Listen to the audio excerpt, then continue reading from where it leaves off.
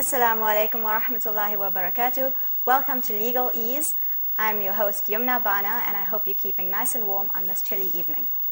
Now, part of the business of the workplace is the hiring and firing of employees. So we've all either been subjected to a dismissal, or we know someone who has been dismissed. In the recent economic times that South Africa has been experiencing with the global economic crisis, there have been a significant increase in the number of dismissals that we're seeing.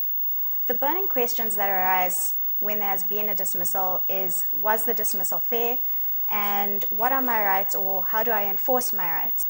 The truth is, South African law affords employees a significant number of protections and gives a large number of rights. But how do employees go about enforcing those rights when they feel that they have been unfairly treated? With me in studio to discuss this issue is Imraan Mahomed. Imraan is an attorney, a partner, in fact, at Eversheds. He has extensive experience in labor law and has, in fact, acted as a judge of the labor court. Assalamu alaikum wa rahmatullahi wa barakatuh, Imraan, and welcome to the show. Wa alaikum salam. Yumna, how are you? Alhamdulillah, and yourself? Can't complain. Alhamdulillah. An employee finds themselves in a situation where their work environment is just so terrible that they actually can't continue working there anymore. The situation is just untenable.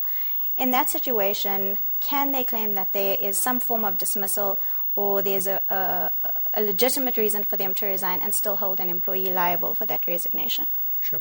The form of termination that you're speaking about, Yumna, is what most people would probably have come across, and it's called a constructive dismissal. That would arise in an instance where an employee alleges that their work environment has become intolerable for whatever reason. For a variety of reasons, the employer has made continued employment with that employer intolerable, to a point that the employee has no option but to resign. The difficulty with a constructive dismissal, though, is, without getting very technical in concepts of law, is that the test is not necessarily what's in the mind of an employee. It's got to, in reality, be an objective assessment that the work environment is intolerable. So, in other words, if the employee believes that they've been victimized, but in the absence of that being real and the employee being able to demonstrate that by way of some sort of evidence, right, and there being a scheme or an orchestrated scheme that can be proven by the employee to make the life intolerable, it becomes a very difficult form of dismissal. In fact, our courts have said that a constructive dismissal is probably the most difficult type of dismissal to prove. The irony, though, is that it's one form of dismissal that comes before the CCMA more often than not. I'm sure that is the case. I know a few people who feel that their working conditions are so untenable that they should be able to claim an unfair dismissal. What happens in the circumstances where an employee leaves their job and then claims constructive dismissal? Should they be bringing a claim of constructive dismissal before they actually leave their place of employment, or can they do it afterwards? Well, look, that's actually a very good question. The question of a constructive dismissal can only be claimed after the termination. So, in other words, once the employee has effected the resignation, okay, because he or her alleges that the work environment was intolerable, they would then allege that termination constitutes a constructive dismissal and then refer the dispute. The important aspect, though, is that before resigning, the employee must have extinguished every avenue internally to try and remedy that concern that they may have with the employer. So most organizations, most businesses would have a grievance procedure, for instance. So if you have a concern that your employer is victimizing you in some form or manner, the first port of call is to have regard to the grievance process and to try and remedy the situation internally. Most grievance procedures are escalated. So in other words, depending on the form of organization that you work for, if you work in a large organization, in a large corporate, there'd be different tiers where you can try and remedy the grievance. You've got to go through those grievance processes prior to alleging a constructive dismissal before effecting the resignation. A failure to do so would mean a hopeless claim of a constructive dismissal. All right. I think I think that's clarified enough for the viewers on what a constructive dismissal is. Another interesting thing that comes up fairly often is where an employee has a fixed-term contract or a temporary contract and feels that, or has a reasonable expectation that will be renewed, and then it doesn't, and they are dismissed because the time has essentially run out on their contract. But for some reason or other, they feel that it was going to have been renewed. Is that an actual form of dismissal? Well, excuse me. In terms of the Labour Relations Act, it is a form of termination. The qualification, though, is that it's got to be with regards to a new fixed-term contract. So let's perhaps just unpack this concept of a fixed-term contract. A fixed-term contract would be an employee is offered a piece of employment for a particular period of time. So it may be 5 months, 6 months, a year, 2 years, or alternatively on a particular project. So the employee is rendering service for a particular project. That would constitute a fixed-term contract. Now, continued rollovers of those contracts, and a classic example would be in a university scenario. Lecturers who have contracts that run over from one semester to another, but the contracts are limited to particular semesters. The appeal court has very recently, in fact, as late as the latter part of 2011 ruled, that it's only in an instance where an employee expects the renewal of another fixed-term contract that would constitute a dismissal. Okay. And if you would expect the employer to provide you with permanent employment after various renewals of a fixed-term contract, that's not a dismissal. Now, that's quite a technical concept, I can appreciate, but simply put, if you've had various renewals of a fixed-term contract, an expectation of a further renewal on a fixed-term contract would amount to a dismissal. But if you've had various renewals over a period of time, and you would expect that to translate to permanent employment, that is not a dismissal. I appreciate There's a nuance there is a nuance. All right. Thank you, Imraan. We'll return after the break, where we'll look at recourses and remedies to be followed if you feel you've been unfairly dismissed.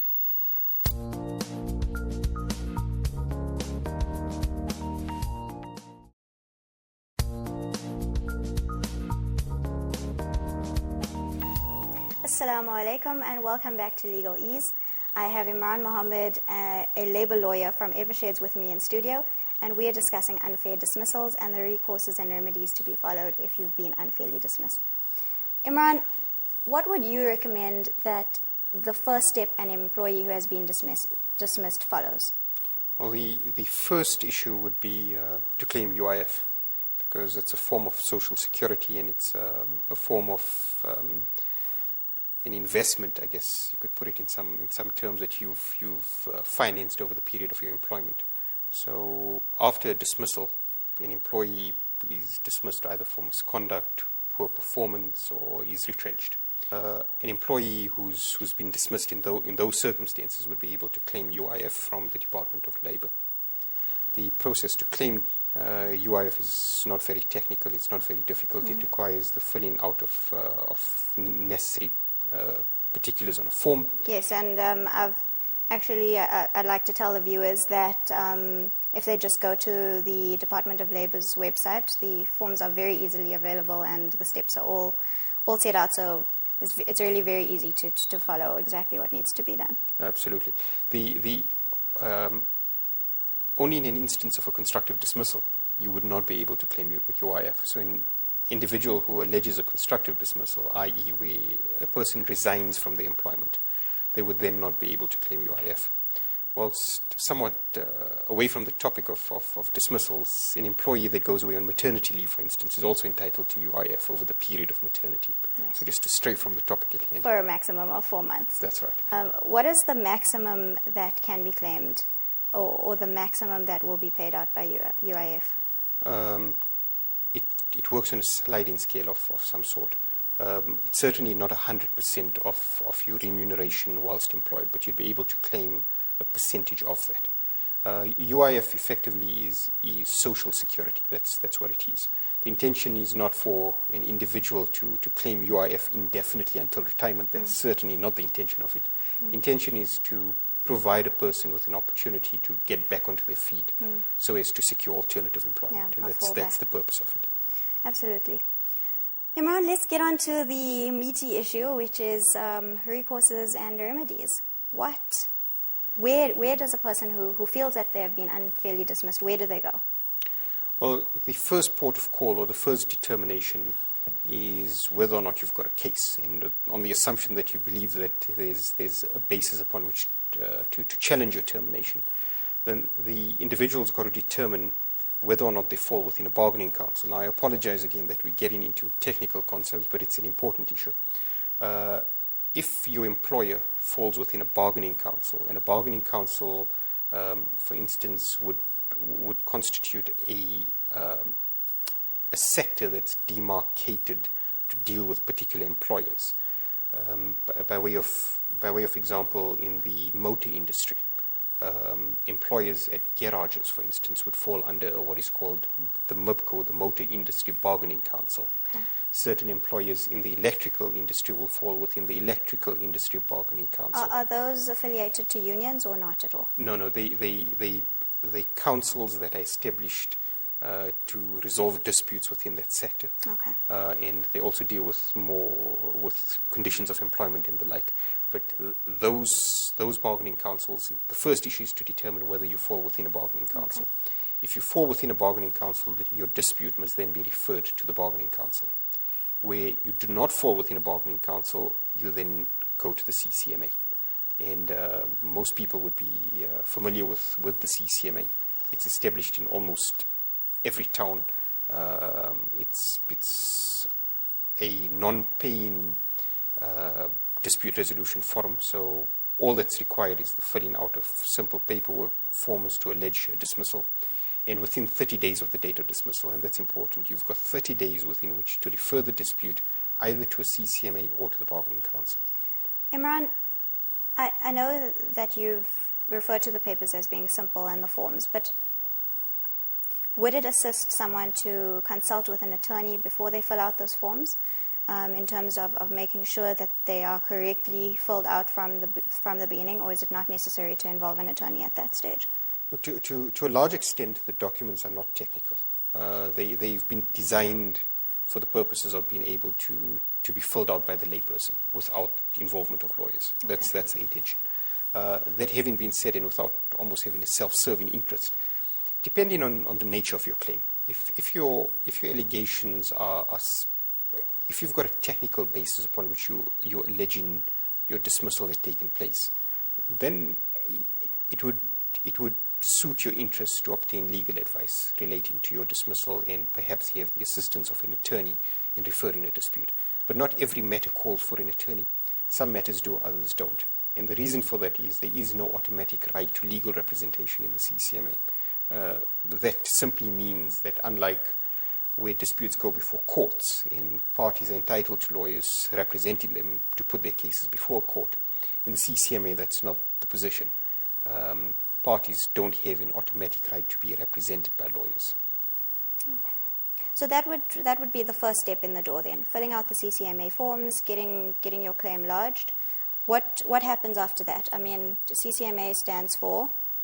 The CCMA stands for the Commission for Conciliation, Mediation and Arbitration. And so it follows, the first step is conciliation. That's right. What that means is within 30 days of the dismissal dispute being referred to the CCMA is obliged to enroll the matter to try and resolve the dispute between the parties. That's idealistically the intention. Okay.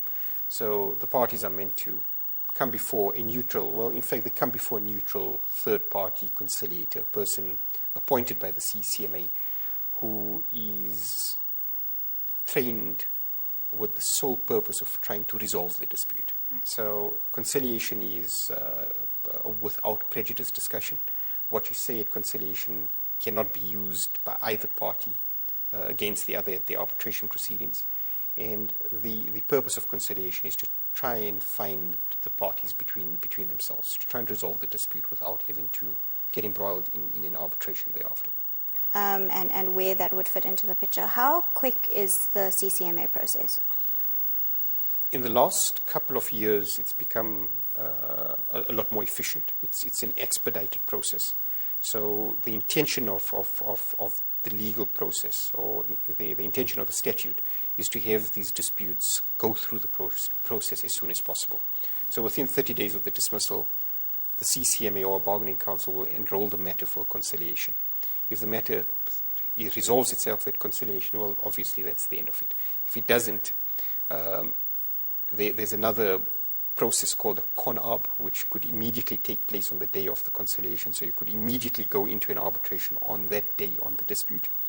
But 9 out of 10 times it doesn't happen because there's an objection to that process. And within 90 days thereafter, the matter, generally within a period of 90 days thereafter, the matter then is set down for arbitration. And arbitration is the equivalent of, and I say this in inverted commas, the court process, where you put your case. And that's where a final decision is made relating to the fairness of that dismissal. Imraan, that's been very insightful. We'll be taking a break now, and we'll see you shortly.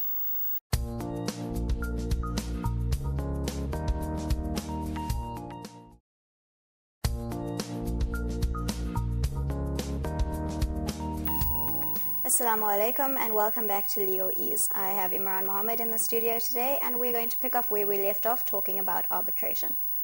Imraan, does every matter that goes to the CCMA go to arbitration? Not every form of dismissal will go to arbitration, Yumna. Dismissals relating to a claim that the employee was a poor performer, alternatively that the employee is dismissed for misconduct, would go to the CCMA arbitration process, alternatively a bargaining council arbitration process. Retrenchment disputes would go to the labor court. There is an exception to that in relation to single individuals that are dismissed, where only one person is dismissed as a result of a retrenchment. Those disputes can go to the CCMA. But other than that, the general rule is all retrenchment disputes go off to the labor court to be determined. More technical form of dismissals that relate to victimization, whistleblowing, claims relating to discrimination of any form, sex discrimination, political belief discrimination, cultural discrimination, that form of disputes would be conciliated first at the CCMA and thereafter would go to the labor court for determination. But every dispute must first go either to a CCMA or to the bargaining council for conciliation. Okay. Let's move on to the remedies that are available to someone who's been dismissed or been unfairly dismissed. Well, the primary remedy in terms of the statute, in the statute that deals with these provisions is the Labour Relations Act, as you know, is for the employee to be reinstated in an instance of an unfair dismissal. So, in other words, should the employer not be in a position to show that there was a fair reason for the dismissal, should there be no good reason why that individual ought not to be reinstated back to his or her old position, reinstatement is the primary remedy. Okay. So straight back to where they were. Back to where they were. Same remuneration, same terms. Without loss of benefits. So they can be, the dismissed individual can be placed back without loss of benefits. That's unless the claim is only found to be procedurally unfair. So in other words, as you had the discussion on your last show relating to the procedures that must follow a dismissal. If the dismissal is just unfair for reasons relating to procedure, there is no right of reinstatement. So in other words, if you've committed misconduct in the sense that you've shot the managing director but didn't get a proper hearing, don't expect to go back to work. Extreme example. So the primary remedy being reinstatement, and it should give you some sort of sense of why it is that the time periods are so truncated in the Labour Relations Act. You can only imagine if dismissal disputes get heard 3 or 4 years after the dismissal and an individual is reinstated. Not to say that doesn't happen, it happens unfortunately too often, but the intention is for these disputes to be dealt with as soon as possible so that if there is a reinstatement order, it's not severely prejudicial to an employer. Okay. Failing reinstatement, what are the next remedies? The further remedies are either an order for re-employment, which is somewhat it's nuanced in relation to a reinstatement, where Commissioner has the discretion to re-employ, to have the person re-employed, which would mean that their previous employment is, their previous tenure of employment is not taken into account. So that could be a form of a remedy that's available to an employee. Okay, just to understand that clearly, that would be almost like a completely new contract of employment within a new position, new terms. No, it wouldn't be on a new contract. It would be a new contract,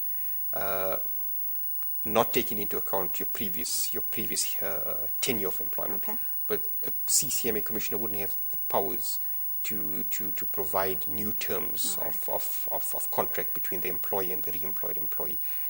Like I said to you, the concept is quite technical and nuanced, and but just for the purposes of your viewers knowing that that is a remedy that is available. The other forms of remedies are compensation. Compensation is, like I said, discretionary, so to be determined ultimately by the arbitrator. It's up to a maximum of 12 months. So it can be anything between 0 and 12 months. It can be 1 week, it can be 4 months, it can be 6 months, it can be 9 months, it can be 12 months. It's within the absolute discretion of a commissioner. And it's remuneration at date of dismissal. So your compensation is determined having regard to your remuneration at the date of your dismissal. Now, one of those that we've seen a lot recently are retrenchments. Where would those also lie within the domain of the CCMA, or where would someone go if they feel they were unfairly retrenched? Well, as I had mentioned a bit earlier in the program, retrenchment disputes, as a general rule, go to the Labour Court. There are exceptions where only a single person is retrenched, that they have the election to go to the CCMA. The reason for the distinction is because the process in the CCMA is much simpler, less complicated than it would be in the Labour Court.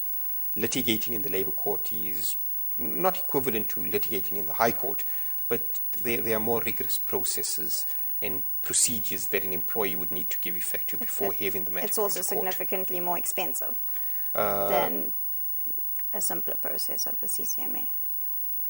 Yes and no. Your question is quite loaded in this sense. Again, at the risk of being very technical, disputes in the CCMA are binding at the stage of arbitration.